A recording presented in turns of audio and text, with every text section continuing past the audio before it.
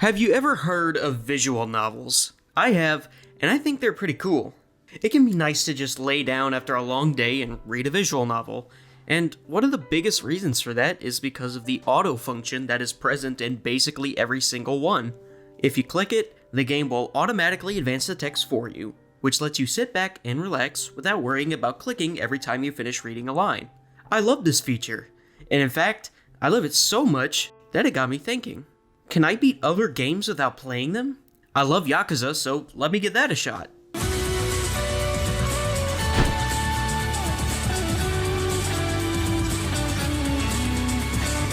It is with a heavy heart that I report that in order to beat a video game, you need to play it.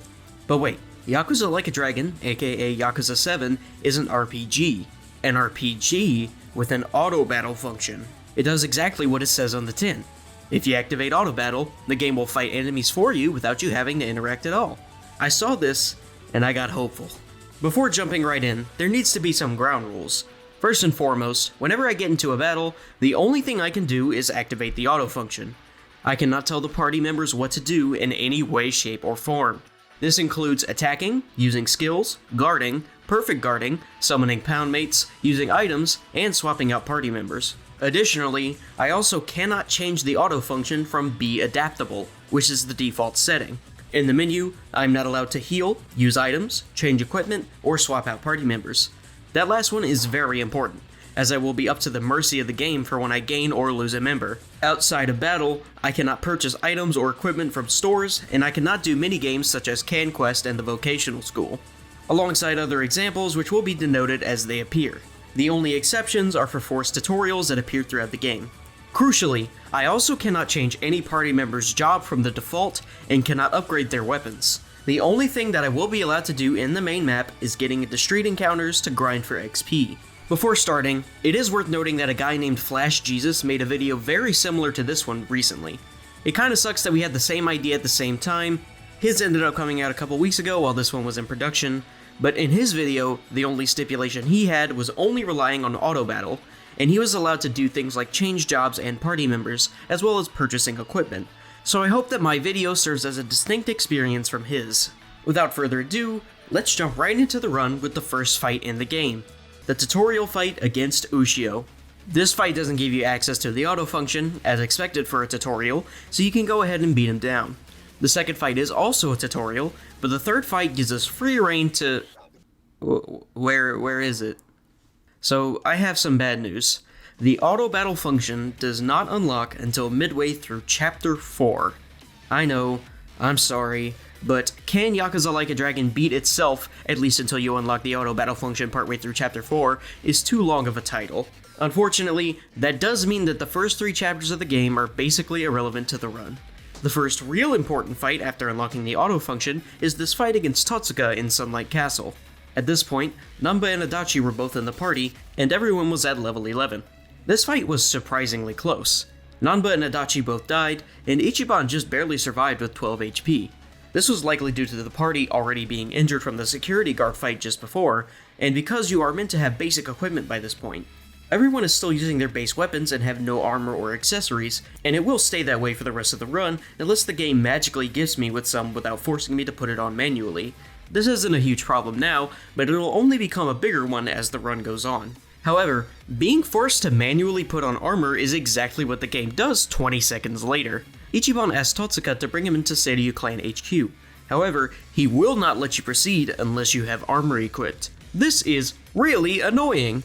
I understand that this is here as a reminder for new players to go buy armor, but it really sucks for this particular challenge run. After some light testing, I found that only Ichiban is required to have armor, but all of his armor spots must be filled. I'm gonna bend the rules of the run slightly for this instance. I went and bought the cheapest armor that I could so he would let me in, and after the first encounter, which is forced, I immediately took it off. This is the first long battle of the run, and as much as I hate to say it, I already had to go back to the drawing board. The first mini-boss is impossible at my current level, so I had to load a save and do some grinding. For full transparency's sake, while I did do all of this grinding by hand, for any future grinding, I used a cheat table to increase how much XP I earned, alongside using other cheats to make the grind less time-consuming.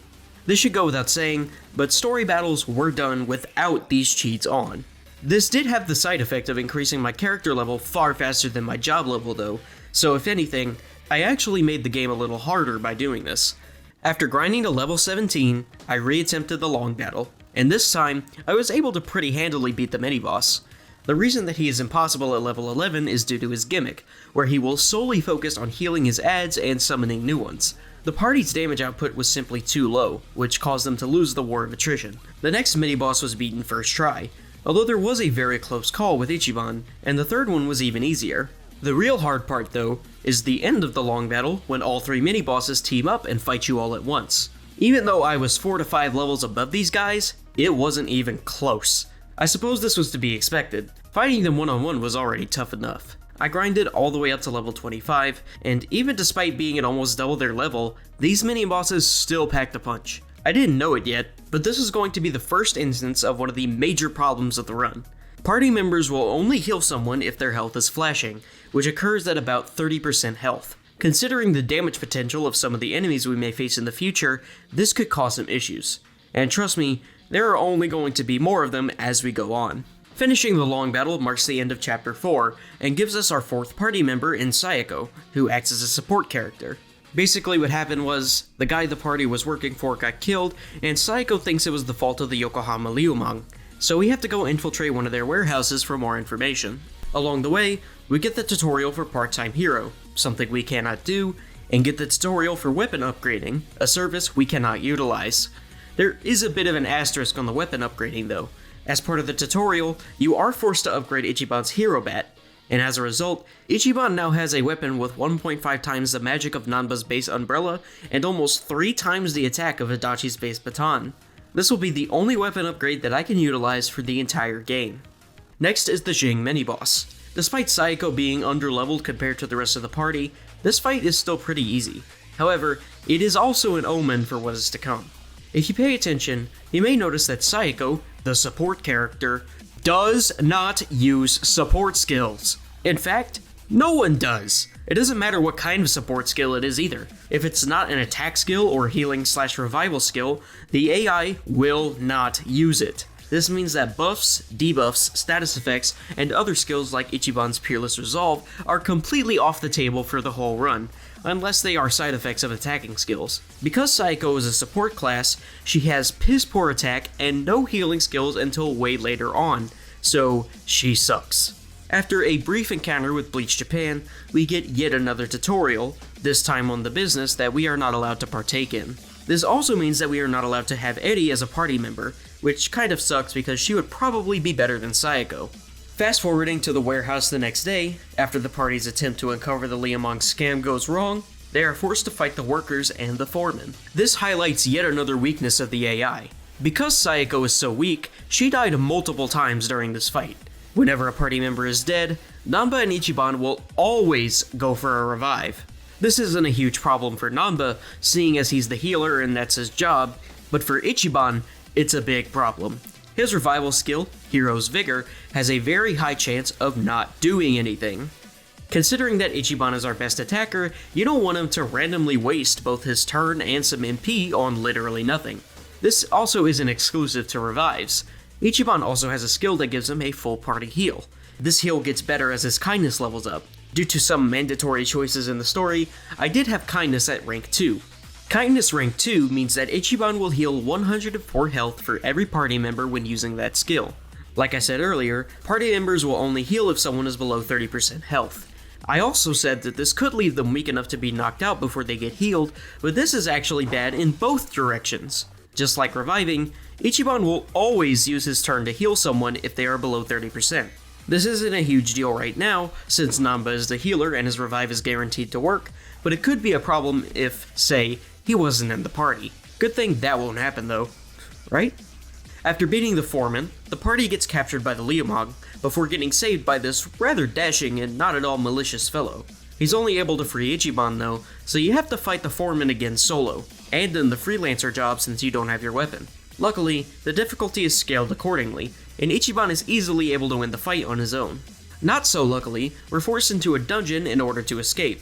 This dungeon is excessively long, but still doable for the party. If you play this game though, you know what awaits us at the end of the dungeon. That's right, It's a whole ass excavator. This is the first real boss fight of the run, and I was scared. On my first attempt, everyone in the party minus Sayako was level 26, while Sayako herself was level 18. And it wasn't pretty. This game has some very wonky balance already, with bosses like the excavator being huge difficulty spikes, but if you factor in our lack of good equipment, it's even worse. The excavator, for some reason, gets granted back-to-back turns where it can use giant AoE attacks that hit everyone. One of them is Power Swing and the other is Earthquake, both of which will take about 1/3 to 1/2 of everyone's health in one hit. If it can do 2 of these in a row, there's no way that the party is going to survive more than 1 turn. So there was no way to beat this at our current level, and even after getting Sayako to level 27 and everyone else to level 30, the party could only get the excavator to about half health before they all died. With how hopeless things were looking, how could I hope to beat the rest of the game if I would have needed like 20 more levels just to get through a boss in chapter 6? Well, thankfully, the excavator boss is quote-unquote balanced by a phase 2, where the foreman falls out and fights you one-on-one. This phase activates a bit past the halfway point in the excavator's health bar, so it wouldn't take too many more levels for the party to be able to reach it. So I got Sayako to level 32, and everyone else to level 34, and that seemed to be the winning number. The party each took their turn to attack the excavator, which took out a decent chunk of its health. For some reason, Namba decided to attack instead of using a skill, despite him having both a really weak basic attack and strong skills with a high MP pool, but that's just the nature of the AI. The excavator only had 1 turn, and it decided to use Sand Bash, its weakest attack. Sand Bash does have the side effect of sometimes lowering accuracy or evasion, but this is completely irrelevant as it is both impossible to miss the excavator and impossible to avoid its attacks. After a few more turns by the party, the excavator went for a power swing into an earthquake. The party was able to survive this, although Namba was at low health. Unfortunately, he was afflicted with fear, so he was unable to heal himself, and this caused Ichiban to spend a turn healing. The exact same thing happened next turn with Adachi, which stunted our damage output. This is really bad, and it could have been worse since it happened once again on the next turn with Ichiban himself. Luckily, Sayako decided to do something for once and actually caused the phase transition. The foreman is far weaker than the excavator, and sometimes his attacks just won't even come out. He ended up getting back in the excavator at about 1/5 health, but he was immediately forced back out on the next turn, which caused him to die to one of Namba's fire breaths. The chapter isn't even over after that. Turns out there's been a shooting incident in a Jinsho involving some Yakuza. This pissed off Captain Takabe of the Seiryu clan, which caused him to march to the Liamong doorstep. The whole thing is a setup by Mabuchi, an officer in the Liamong, to start a war between the two factions, so we have to stop Takabe. This boss fight is way easier than the excavator. The biggest problem is the amount of ads there are to deal with. One thing I've noticed is that the AI tends not to focus on one enemy, and instead likes to evenly spread out its damage. This is generally a very bad way to go about fights like these. The fewer enemies there are, the less damage you take when it's their turn. But the AI doesn't really care about strategy all that much. Anyways, although there were some close calls, we're still quite a bit overleveled for this fight. Once again thanks to this game's weird balance. I wasn't quite overleveled enough though, as I immediately went back to grinding for some more after moving into Chapter 7. There's a certain boss coming up that I am absolutely terrified of for 2 very specific reasons, which will become apparent when we get there. For now, some lady claiming to be part of the Gomijul, the 3rd major faction in this game, approaches the party and offers to help them gain proof that Mabuchi's evidence is fake. She leads the party inside Gomijul before suddenly disappearing, at which point the party gets ambushed by a group of Gomijul foot soldiers. This starts another long battle throughout Gomijul, and it's really easy. I'm certain that this is due to being well over twice these guys' levels, but that was a necessary sacrifice to make. To cap off the long battle, we find out that the woman from earlier, named Son-hee, is the Gomijul's leader. Namba is a traitor, maybe? Kinda sorta? Not really, but he thinks he is. Son-hee tries to have him taken away, but Ichiban has something to say about that. This really pisses off this guy. Wow, that's the guy from earlier. And we start a boss fight with him. This is Jungi Han. More accurately, he's the body double of the real Jungi Han who died in Yakuza 6. This is important because, since he's a pre-established character, he gets an insane amount of plot armor. This guy is no joke, and I specifically remember him as the guy who walled me super hard when I played this game for the first time. The other ginormous reason why this guy is a roadblock is one you've probably already noticed. We don't have Namba. We're forced to 3-man this fight with Ichiban, Adachi, and Sayako. So what does this mean? Well, the most important thing is that Ichiban, our most powerful party member, is now also on healing and reviving duty, which severely cuts into his offensive utility. Adachi, our second most powerful party member, is now forced to pick up the slack, and Sayako is going to be just as useless as ever. Jungi's attacks are all quite strong, but the ones you really need to look out for are Poison Shot, Point Blank, and Divine Shot. Poison Shot does exactly what you'd think. It inflicts whoever it hits with poison, alongside doing a good chunk of damage. Jungi will spam this move a lot, and a big part of this fight is getting good enough RNG for Ichiban to not get poisoned early on. Point Blank has a very high chance of stunning whoever it hits. Stunned party members will be completely out of commission for a few turns, or until they are hit out of it. It is very possible for Jungi to stun multiple party members at a time, and I don't think I need to explain why that's bad. Divine Shot is what I consider to be the worst one. He will only do it a handful of times in an attempt, but each time, it will take away a massive chunk of everyone's health, and will do double damage to whoever is targeted. Somehow, even 17 levels above Jungi, this fight is simply not possible. As soon as someone goes down, it's over. Ichiban will spam revives, and even if one of them works, he will struggle to keep the party out of the low health zone, which forces him to constantly heal, at which point Jungi will slowly chip away at everyone. There was no way this was happening, so I had to go back to the grind. After eventually hitting level 50, I went and challenged Jungi once more, and on my first attempt, it still wasn't enough. It was a lot closer though, so I was willing to give it a few more tries. At this point, these bosses were starting to become very RNG dependent, so it all came down to getting the best luck that I could. So I tried again, and still no dice. The second attempt was even closer though. He was down to just a tiny sliver of health, so I gave it a few more tries, and I was eventually able to get the luck that I needed to beat Jungi. The party had a pretty strong opener. Sayako started off by using Clobber Wheel, her strongest currently available attack. This knocked Jungi down, and allowed Ichiban to follow up with a grounded attack, which is his strongest currently available option. Jungi started out with Divine Shot as per usual, though it wasn't quite as potent now that everyone is at level 50. The party was able to get a string of very powerful attacks off once again, while Jungi opted to use Fatal Rush instead of Poison Shot or Point Blank. In fact, he did this 2 turns in a row, which allowed Sayako to throw out yet another Clobber Wheel into yet another grounded attack by Ichiban. Perhaps the most unbelievable RNG in this attempt is that, for the next 4 turns, Jungi decides to do his basic attack, which lets the party do a third Clobber Wheel grounded attack combo, which Adachi decides to get an RNG follow-up on, which keeps Jungi on the ground long enough for him to do his own grounded attack. This RNG was absolutely insane, but things did get a bit shaky soon after. After Jungi's 4th basic attack, he pulled out Divine Shot again. This put both Adachi and Ichiban in the red, which forced Ichiban to heal. Adachi was so low though, that it actually forced Ichiban to heal twice in a row. This could have gone south very quickly, and I thought that the attempt would be over after seeing Jungi going for Point Blank. However, the RNG god smiled upon me once again, and he ended up targeting Sayako. Things got uncertain again, as Adachi was both poisoned and asleep. This ended up working out in the long run though, as Ichiban's spamming of Hero's Compassion caused him to be at full health when Jungi finally decided to poison him. At this point though, Jungi was so low on health, he was just a few hits away from death. And with that, the first major roadblock of the run was successfully cleared. The victory is pretty short-lived though, as after a brief talk with the leaders of the Asian 3, we're tasked with finding out where Namba went. Considering that he's being hunted, the most likely place is at Bleach Japan HQ. There's a guy out front who can be taken care of pretty quickly, but once we go inside, we're confronted by none other than the guy with the most overrated theme in the franchise. You're forced to fight 4 of his goons before him, but the real issue is Mabuchi himself. His attack is already pretty high, but it gets exacerbated by 2 things. His Petal Blossom Kick attack that he loves to spam lowers defense, and he gains an attack boost whenever he enters phase 2. The party was still able to do rather well, as they were able to get him past a third of his health. Mabuchi has a counter stance that actually works in our favor. I don't know if it's bugged or if it's intentional, but Mabuchi's counter will not do damage, and it'll only nullify damage after getting hit once.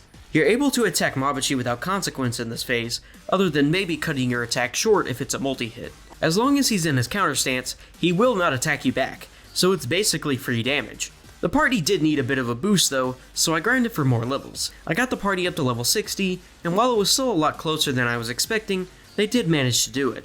We found out that the governor is apparently our long-lost sort of brother, and that closes out chapter 8. Chapter 9 begins with a quick and easy rematch with Tosuka, the guy from Chapter 4, before we notice that Bleach Japan is trying to break into Gomijul. After a short scuffle with some of Bleach Japan's members, we're thrusted into yet another boss fight with yet another piece of heavy machinery. This fight combines the double turn bullshit and crazy damage of the excavator fight with the insane RNG of the Jogi fight. The main issue of this fight is in how frequently the crane can stun you. If the wrong party member gets stunned at the wrong time, it's over. The party actually got surprisingly close on their first attempt, but the problem with Ichiban's healing skill was starting to become more of a factor. Like I said earlier, Hero's Compassion will only heal a fixed 104 health at his current kindness level, but the crane is more than capable of dealing more than that to all party members in one quick attack. What ends up happening is that Ichiban will use up all of his turns to heal until he eventually runs out of MP or everyone dies. This fight was still close enough to where I considered it to be possible at our current level though, so I gave it another shot. This next attempt started out pretty bad, with Ichiban getting stunned early on. Luckily, no one else got stunned, so Saeko and Adachi were able to knock Ishioda out of the crane. This is just like the phase in the excavator fight with the foreman, except this time, Ishioda is stunned, so he won't even fight back. He got back into the crane at 1/3 of his health, and this next phase was also looking pretty bleak. Adachi was both stunned and on low health, which meant that he could not do damage and that Ichiban was going to get stuck in a healing loop. I got lucky enough to where the crane decided to do a basic attack on Adachi, which removed both his stun and did not deal enough damage to put him in red health. This didn't really mean anything though, as the crane immediately pulled out a quick attack which killed him. Saeko was able to revive him, but this caused Ichiban to use his last available heal. After a few more turns, it looked like this was going to be another failed attempt. Saeko was dead, Ichiban was critically low, and Adachi was stunned. There were multiple times during this run when I wished that I was recording my live reaction, including right now, because at this moment, something unthinkable happened. The crane decided not to use another quick attack, which would have instantly killed Ichiban, and instead decided to target Adachi with a basic attack twice, removing his stun in the process. At this moment, I specifically remember saying out loud, "This could happen if Adachi pulls out the clutch helm splitter." Somehow, out of all of the options he could have chosen, he chose Helm Splitter, closing out the fight by the skin of his teeth. We now have to take a secret entrance into Gomijul, which is soon to be overrun by Bleach Japan. Would you believe me if I said that the crane isn't the hardest boss in this chapter? Now we're faced up against Ishioda, the guy who was operating the crane, and none other than Namba. Unfortunately, this fight is straight up not doable at our current level. Namba is actually fairly weak, but it's still best for the party to take him down as fast as possible, since he can heal and will also use the support skills that he flat out refused to do when he was in our party. This combined with Ishioda's crazy damage output made it so that even at level 60, we didn't stand a chance. I loaded a save and got everyone to level 72. Even with 12 more levels, it still wasn't enough. Some things I learned from these attempts are that not only do you need to take out Namba ASAP, but you also need to take care of the adds ASAP, because they can summon more. But honestly, Ishioda himself is the real problem. The main two things to worry about are his gunshot and counter skills. Gunshot has a decent chance of completely missing, but it does also melt away half of a health bar if it does hit. Counter is somehow even worse. Unlike Mabuchi's counter, Ishioda's counter both does not require him to enter a counter stance and actually does something. And by something, I mean a whole lot. He'll throw out a counter almost every single time that he's hit with a melee attack, it does around 1/3 of your health, and it even has a chance to inflict fear. On a tangentially related note, you may or may not have noticed that the party refuses to use any Kiwami skills, barring revival skills. In fact, they won't even use skills labeled as having extreme damage. Perhaps this could be possible if they actually decided to use their whole movesets, but I have no choice but to go back and level up even more.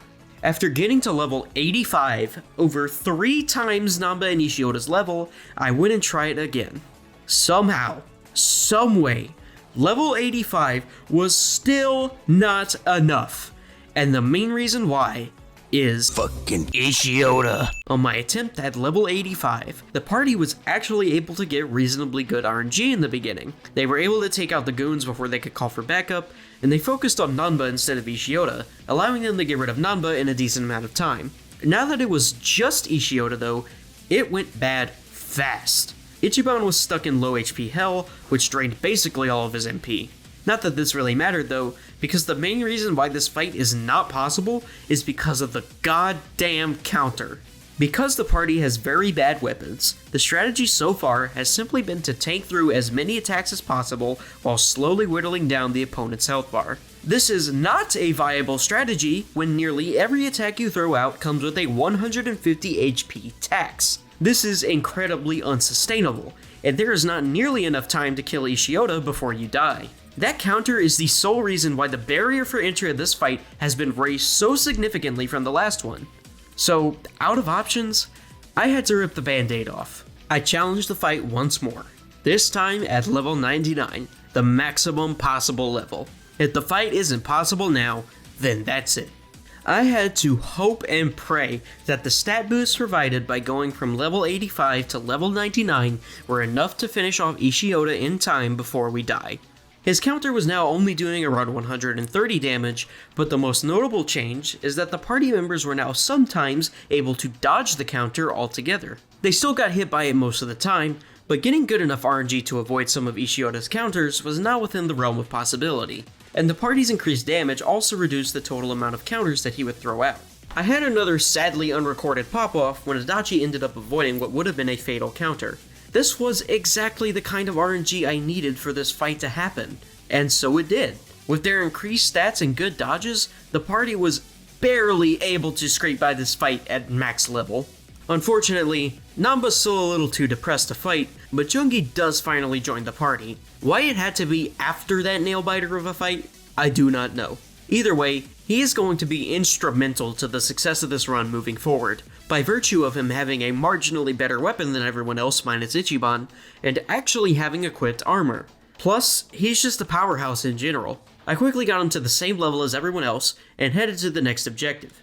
Apparently, Zhao is in grave danger, and we have to go save him by infiltrating Restaurant Row in the heart of Liamong territory. Zheng tries to stop us to no avail, and we start yet another long battle. Most of these fights are pretty uneventful. Even the tiger fight partway through is nothing more than a small hurdle, which is a side effect of having to get to max level for the Namba and Ishiota fight. This also extends to the rematch with Mabuchi at the end of the long battle. He's a joke and doesn't present any challenge at all. The real highlight of this section though is the long-awaited return of Namba. He's finally decided to rejoin the party, and by some extreme stroke of luck, not only does he immediately join our current party, but he even replaces Sayako. Ichiban's stocks are through the roof right now. Right after, we're forced into another fight with Ishiota. This one isn't nearly as bad as the last one though. While Namba is only level 50, if we can beat Ishiota with 3 party members, then we can beat him with 4, especially since we now have an actual healer in the party. Additionally, since Namba went on his little adventure, he actually gained a decent weapon and the same armor that Jungi has. He must have some kind of plot armor, because even when we gain Zhao as a party member in the next chapter, our party still remains the same. Chapter 11 is largely uninteresting from the standpoint of the run. The entire chapter only consists of goon fights, except for one really easy boss right at the end. I hope you enjoyed this downtime, because as I near the end of the game, there are 3 giant roadblocks ahead. Each of them could very well spell the end of the run as soon as we get there, and the first one is coming up right in chapter 12. Kume may not be the only one who's cooked. Ichiban catches wind of a chance to meet Arakawa at a clan meeting, and becomes dead set on showing up. He ends up disobeying the words of his old Yakuza buddy, and sneaks into the Omi HQ in order to find Arakawa. The sneaking part isn't all that hard, but you probably know the absolute hell that we are about to go through. In order to proceed, we're gonna have to pass through Majima and Saejima. I'm at max level though, so it should be easy, right? Right? They kicked my ass! Though, I guess it would be more accurate to say that he kicked my ass. Majima shoved his foot so far up my rectal cavity that Saejima didn't even get the chance to tag in. At best, I was able to get to his shadow clone phase, but if one Majima was too much to handle, there is absolutely no way that 4 is possible. But if I'm at level 99, what can I really do? Not even good RNG is gonna help out here, and if I can't level up any further, then I guess that's it. Sorry guys, but with our current methods, this run is not possible. How the hell did I forget about job levels? Okay, so somehow I completely forgot that every character also has a leveling system for their job independent from their character level. I completely forgot how important job levels were. Not only do they give you the majority of your skills, but they also give you far greater stat boosts than character levels do. Remember that bit that I said in the disclaimer earlier? This did have the side effect of increasing my character level far faster than my job level though, so if anything, I actually made the game a little harder by doing this. Turns out everyone was only between job levels 16 and 17, so they were severely underpowered in that department. After a few hours of trial and error, I finally figured out the magic number, level 52. Even with our increased stats, this fight still took 17 whole minutes. Most of the beginning wasn't super eventful though. Fighting Majima on his own wasn't a huge issue, even his clones weren't a big deal. The real problem is when Saijima's big ass storms into the fight and starts acting like more of a damage sponge than the Bob himself. While getting good damage on Majima isn't all that hard, Saijima has a huge resistance to melee attacks, and thus takes absolutely pitiful amounts of damage. His damage is also completely bonkers, as one attack can do up to 400 HP. Perhaps the most important new skill gained by leveling up everyone's jobs is Ichiban's Hero's Embrace, which serves as a party-wide full heal. This skill is incredibly powerful, but it is subject to the same faults in the AI as Hero's Compassion. It is completely up to RNG whether or not Ichiban will use Hero's Embrace over Hero's Compassion, which means that he may use Hero's Compassion when the party needs a full heal, or he may use Hero's Embrace when only one party member is low. This adds a whole new RNG factor into fights, which is only going to become more and more important as Namba's healing becomes less effective. One of the reasons that the party's job level needed such a big boost is because of the infamous Blade Kill attack, a stupidly powerful, unavoidable attack that always targets Ichiban. At lower levels, getting past Blade Kill essentially required Ichiban to use Hero's Embrace to get him to full health in order for him to survive. Even if he did though, there was no guarantee he'd survive much longer. Even on the winning attempt, Blade Kill still took a giant chunk of his health bar away. It's also worth noting that due to the length of the fight, it's very likely that they will use Blade Kill more than once. It's still not a fun attack to get hit by, but any subsequent uses don't have the attack buffs of the first use, so they aren't quite as potent. Majima was finally taken out at about 12 minutes in. The next 5 minutes were exclusively used to deplete the remaining 2/3 of Saijima's health. Ichiban ran out of MP at about 50% health, but this ended up not being a huge issue, as Saijima stuck to using some of his weaker attacks. Towards the end, Namba decided to finally use a fire skill to deal some actually good damage, as that's one of the few things that Saijima doesn't resist. After one more hit from Adachi, this lengthy fight was finally over. The following cutscene drops the bombshell of the incoming Tojo and Omi dissolutions, and Arakawa asks Ichiban and the gang to help out. So the next day, they head back to Omi HQ and prepare for an intense showdown, at least in terms of the story. These goons can be taken down no sweat. And even after this random bodyguard shows up, they don't get any tougher. None of this matters because it turns out Ichi's Yakuza dad was killed, but he has a job, so he doesn't really care about that right now. And by job, I mean he's running against Kume, and we basically have to wreck his shit so hard that he dies. That might have to wait though, because it seems like Joe is really mad that we skipped over his boss fight earlier, so he's back for a rematch. I don't consider Joe to be one of the 3 roadblocks, though he did still put up a fight. Even then, the party won on their second try, and the only reason attempt 1 was a loss was due to some bullshit that I will explain momentarily. Phase 1 Joe starts out pretty simple. He has a lot of big sword strikes that can hit multiple party members, and will completely nullify any basic attacks, assuming they aren't grounded attacks. This phase isn't very long, as his defense is fairly low compared to some of the previous bosses we fought, and he's also weak to blade attacks which Junge can exploit. It's still best for the party to get to phase 2 as quickly as possible, because his damage is pretty high. His Cane phase isn't nearly as deadly. At worst, he can pull out a move that inflicts stun, and he also has a Mabuchi tier counter stance. But overall, his damage is heavily nerfed from phase 1. Phase 3 sees Joe wield the broken cane and sword combo. This phase is similar to phase 1, but he also has a non-functional counter like phase 2. I say it's non-functional, but it will hit once in a blue moon, like in my first attempt where it knocked Ichi down and gave Joe an opening to kill him. The only real problem with phase 3 is Joe's healing skill, where he heals 1000 HP each turn. Needless to say, the party's damage output is not nearly enough to keep up with this, so it ends up excessively dragging out the fight. Even with its prolonged length, the fight still isn't particularly hard for the party to beat though. After everything that's gone down in the past few days, Ichiban is pissed. There's a couple forced goon fights to help him take his anger out, but he seems to really hate this guy in particular. Suddenly, that random nameless bodyguard from earlier shows up and throws him away. He tells Ichiban to chill the fuck out and meet him at Gomijul that night for a nice talk over some tea and cookies, except that's a lie and they start punching each other. It's probably incredibly obvious, but Kiryu is the second big roadblock that I was worried about. You were probably expecting me to say this, but this fight is nowhere near beatable at our current level.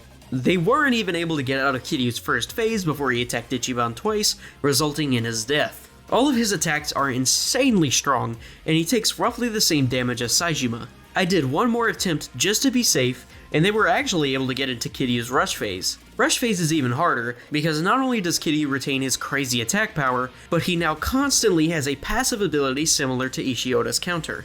Anytime he is hit with a melee attack, he will immediately counter it with his own attack that is decently strong.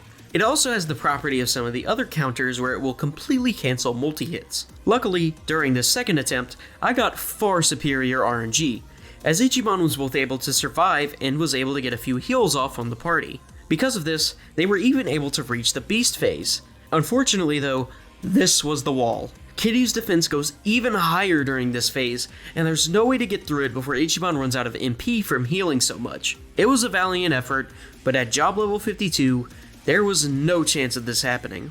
I did some leveling and I tried again at level 65. This attempt started out fairly well. The party pretty handily got to the rush phase in just a few turns without taking much damage themselves. The rush phase itself had a few hiccups, as Namba got stunned, and Jungi was close to dying. I got some good RNG though, as Jungi decided to poison Kiryu, which lasts for the rest of the phase and essentially doubles attack damage, and Ichiban decided to pop a full heal. This attempt went south very quickly though, as Ichiban was unable to heal himself in time before Kiryu killed him. On the next attempt, there was yet another decent Yakuza phase, although the rush phase was kind of rough. Jungi took a death, and everyone else took a ton of damage, but Namba did decide to pull out a clutch fire breath at the end of the phase, which gave them yet another shot at the beast phase. There is one huge problem in the beast phase that I neglected to mention earlier. Beast Kiryu is completely immune to command grabs. This doesn't really matter for Ichiban and Namba, but Adachi and Jungi both love to spam command grabs, notably Desperate Throw and Breaking Top for Adachi, and Neck Twister and Cheap Shot for Jungi. This was actually helpful in the rush phase, as command grabs have a chance to bypass Kiryu's counterattack. But in the beast phase, this basically means that half of their attacks are going to completely miss, nerfing our damage potential in the phase where our damage potential is already at its lowest. This phase took so long that by the time they eventually reached phase 4, Namba was dead and Ichiban was unable to revive him. After a few more attempts, I was able to reach the dragon phase once again, this time in slightly better standing. This being Kiryu's last phase, he still wasn't done pulling out the bullshit. In this phase, most of your attacks will either get knocked back or tiger dropped. The party members don't have any ranged attacks to bypass this issue. Namba is the exception, but he actively refuses to do them most of the time. They also don't have enough health or high enough defense to tank through it, so they're completely out of options here. In order for this phase to be doable, they would need unfeasibly immaculate RNG consisting of a fast Yakuza phase, a rush phase in which Jungi and Adachi only use command grab skills and for them to never miss those skills, a beast phase where they both immediately stop using command grab skills, and a dragon phase where Ichiban heals at the exact right times. This also requires Ichiban to never use Hero's Compassion over Hero's Embrace, Namba to use his ranged attacks as much as possible, and he would probably have to be constantly poisoned by Jungi just for good measure.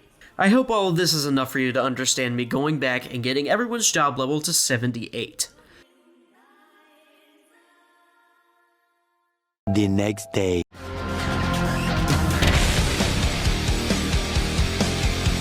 Even with another 13 levels, they still needed favorable RNG, and the winning attempt was 18 minutes long.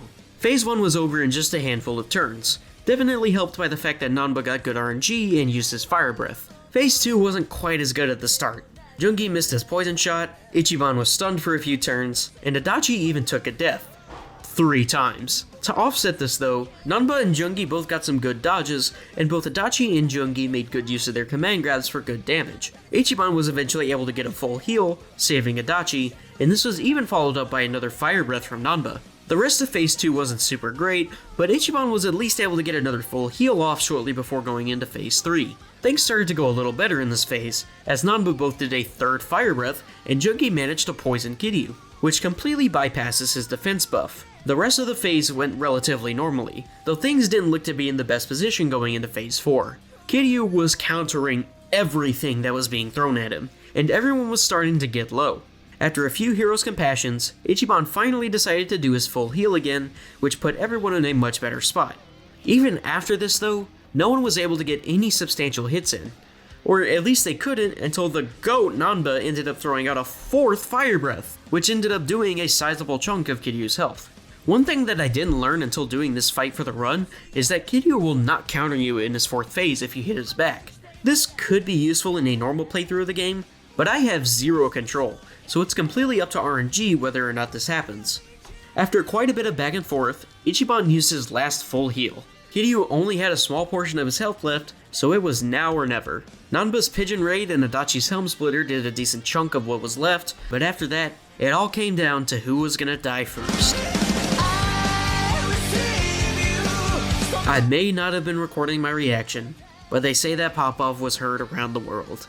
And somehow, that's not even the end of the chapter. Joe's actually in danger of being assassinated by the most pretentious and contrived asspull in the whole series, so we gotta go find him. We find the building that he's in, beat up some goons, and finally get to the boss fight against Mirror-Face Adachi and fucking Ishioda again. As you might be able to guess, since we're so overleveled from the Kiryu fight, this one isn't too hard. Mirror-Face's defense is pretty low in general, so he ends up taking a lot of damage and goes down before Ishioda even gets to half health. When he did though, he inflicted the entire party with fear and then gained the ability to use heat actions. Adachi was also poisoned and on low health for a big chunk of the fight, which caused Ichiban to be stuck in a healing loop for a bit. Even despite this and the fact that Namba and Jungi were stuck in fear for quite some time, this fight was still a pretty free W on the first attempt. Unfortunately, this is the final boss of the game, as everyone dies soon after. Thanks for watching. Luckily, there is an epilogue where Ichiban is in heaven, and he gets to fulfill his dream of beating the shit out of his long-lost brother. This is the final stretch, and it wouldn't be the finale of a Yakuza game without a raid on the Millennium Tower. As with all the other long battles though, all of these fights are more so just time sinks as opposed to genuine challenges due to our level. Even these relatively strong enemies right at the end didn't stand a chance. So with that long and grueling series of battles out of the way, it's time for the finale.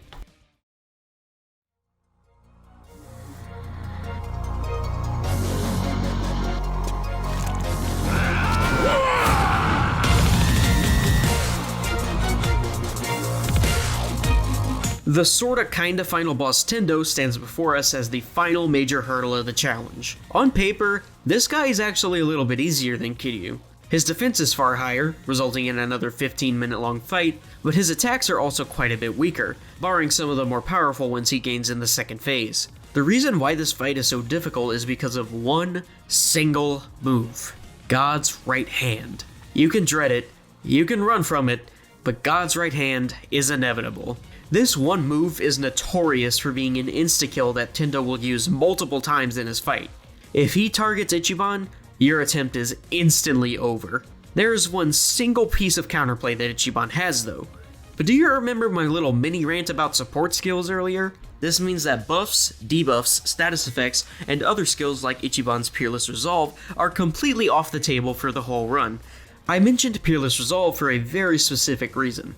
Peerless Resolve is a skill that Ichiban can use to survive any potentially fatal hit at 1 HP. This includes God's right hand, so many people will tell you to make use of Peerless Resolve in this fight so your attempt isn't immediately ruined by bad RNG. However, since the AI refuses to use it, we're put in a really bad spot. Phase 1 Tendo was actually quite easy. Was it long and tedious? Absolutely, but still very doable. Phase 2, like I expected, was a far different story. Tendo has 3 main attacks in this phase that he will use frequently: Dragon's Maw, Devil's Left Wing, and of course, God's Right Hand. All of these attacks require a 1-turn charge up, which provides some leeway, but they are all very powerful.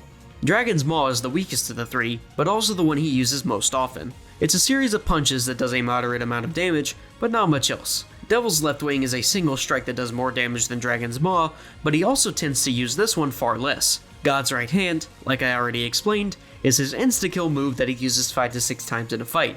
Tendo will often be granted double turns, which greatly increases his damage output. Although even with double turns, it's still very manageable by the party, but we still don't have an answer to God's Right Hand. Due to the length of the fight, it's almost guaranteed that Ichiban will be targeted. So what can we do? If it's inevitable that Ichiban gets one shot before the fight is over, is this fight even possible? From this point, I only saw one course of action. I would have to max out the party's job level in hopes that they could reduce the amount of necessary RNG enough to make Ichiban's survival feasible. So, I went back and got everyone to job level 99 and rematched Tendo. Phase 1 went off without a hitch, and Phase 2 started out fairly promising. Everyone was doing well on MP and at least okay on HP, and Jungi actually managed to poison Tendo in Phase 1, which carried over. From here, Phase 2 went well. Even when Tendo pulled out his first God Hand on Jungi, I somehow got a 1 in a million chance where Jungi got hit, but the Insta-Kill property failed to activate, so the attack only did 1 damage. I'm not sure if this was a bug or what, but when Tendo began charging up another one, this time targeting Ichiban, I knew that I probably wasn't going to get as lucky. I thought the attempt would come to an abrupt end before something crazy happened. The party was now at a high enough level where dodging God's right hand became the viable option. And honestly, the fight may as well have ended there. Namba did get knocked out by another God Hand soon after, but by this point, Tendo's health was so low that he didn't have enough time to get back into his heat mode to throw out another one. And just like that, the final boss of the run, and sort of the game, was defeated. But the game isn't over yet. Ichiban had a friend tell the whole world that Leo Aoki's a little bitch. This makes him so mad that he shows up to the Millennium Tower to personally get his ass handed to him. Aoki himself is a complete joke of a combatant. The only thing making this fight remotely challenging is the sheer number of adds that also respawn. The AI, of course, isn't aware of this fight's gimmick, so they spend a needlessly long amount of time not hitting Aoki. The fight is still far from difficult though, and it doesn't take long for Aoki to embrace his title of Little Bitch by running away. This leads to the technically actual intended final boss of the game, which, while being uncomfortably close, contrary to what I was expecting, was still easily beatable. And with Masato defeated, the Yakuza like a dragon beating itself... Wait, did the QTEs count? I'll let it slide this time. Maybe I'll have stricter rules regarding QTEs and infinite wealth, but for now, I think it's safe to say that it is possible for Yakuza like a dragon to beat itself, assuming you start in Chapter 4 when the auto battle function is unlocked. And that's the story of the most insane gaming sesh I ever had that involved me not playing a game. It was incredibly hype though, so I do want to do Infinite Wealth soon. Drop a subscribe if you want to see when that comes out. But hey, thanks for watching, and I'll see you next time.